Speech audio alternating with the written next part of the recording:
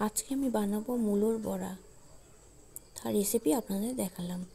প্রথমে আমি মূলোটাকে ভালো করে ধুয়ে কুচি করে কেটে নিলাম। এবার লঙ্কা কুচি আর ধনেপাতা কুচি এর মধ্যে দিয়ে দিলাম। এবার দেব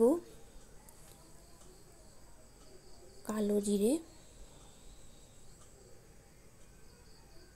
সামান্য চিনি, আপনারা চাইলে চিনিটি নাও দিতে পারেন, লবণ,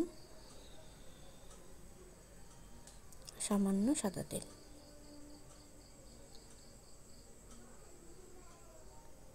এবার দেব সুজি, সুজিটা দিলে মচমচা হয়। আর দেব আটা।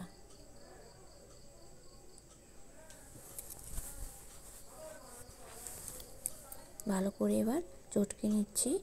এবার সামান্য জল দিয়ে ভালো করে এটা মেখে নেব।